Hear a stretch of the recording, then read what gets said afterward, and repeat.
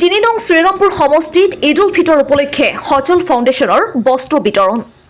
প্ৰতি বছৰে হিন্দু ধৰ্মাৱলম্বী লোকৰ দুৰ্গা পূজা, ইছলাম ধৰ্মাৱলম্বী লোকৰ ঈদ, খ্ৰীষ্টান ধৰ্মাৱলম্বী বৰদিনত সজল ফাউণ্ডেশ্যনে 2009 চনৰ পৰাই নতুন কাপোৰ বিতৰণ কৰি আহিছে।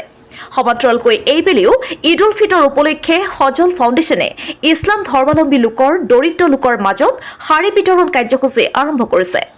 সজল ফাউণ্ডেশ্যনৰ মুখ্য পৃষ্ঠপোষক তথা শ্ৰীৰামপুৰ সমষ্টিৰ MCLA সজল কুমাৰ সিংহৰ সহধৰ্মিনী মিঠু মুদক সিংহই উপস্থিত থাকি আজি 3 নং শ্ৰীৰামপুৰ সমষ্টিৰ হাওৰিয়াপেট, পলাশগুৰি আৰু হাছাবাৰীত আজি 2500 দৰিদ্ৰ মহিলাৰ মাজত নতুন শাৰী বিতৰণ কৰে। শাৰী বিতৰণী অনুষ্ঠানত সজল ফাউণ্ডেশ্যনৰ পৃষ্ঠপোষক সজল কুমাৰ সিংহৰ সহধৰ্মিনী মিঠু মুদক সিংহই কয় যে এইবেলি ঈদ উল ফিতৰ উপলক্ষে 10,000 দৰিদ্ৰ পৰিয়ালৰ মাজত নতুন বস্ত্ৰ বিতৰণ কৰা হ'ব বুলি প্ৰকাশ কৰে। পিটিচিৰ পিছপৰা শ্ৰীৰামপুৰ সমষ্টিত থকা প্ৰতিটো দৰিদ্ৰ পৰিয়ালৰ কাষত থিয় হৈ সহায় সহযোগ কৰা সজল ফাউণ্ডেশ্যনৰ এনে পদক্ষেপক অঞ্চলৰ ৰাইজে প্ৰশংসা কৰিছে।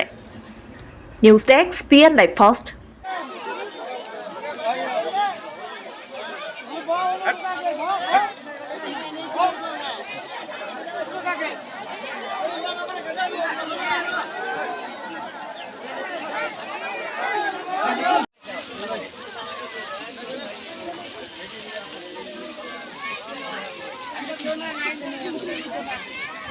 আমাৰ সদৰ ফাউন্ডেশনেৰ পৰা আমি প্ৰতি বছৰ কৰি 2009 পৰা আমি এটা কৰি আছো। ঈদ আহিলে আমি বস্ত্ৰ বিতৰণ কৰি আৰু খুৱাও। যেনেকৈ দুৰ্গা পূজা, তেতিয়া দুৰ্গা পূজাৰ সময়ত বহুত ঈদ আহিলে, বৰদিন আহিলে তেতিয়া দিওঁ। আপোনালোকে কিমান বস্ত্ৰ দিয়ে? আমাকে এই বছৰৰ 10,000 ফেমিলি দিয়াৰ কথা আছে। এতিয়া আমি দি আছোঁ, 5,000 ওপৰত দি দিলোঁ আৰু বাকী আছে আমি দি থাকিম। আজি কোন ঠাইত দিয়া হ'ল?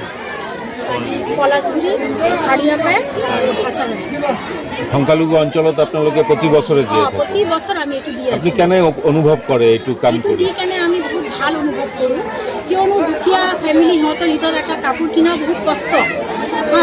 সেইকাৰণে আমি ভাবোঁ যে এইটো দিলে সিহঁতে অকণমান হ'লেও আনন্দ পাব। সেইকাৰণে আমি একদম দুখীয়া ফেমিলি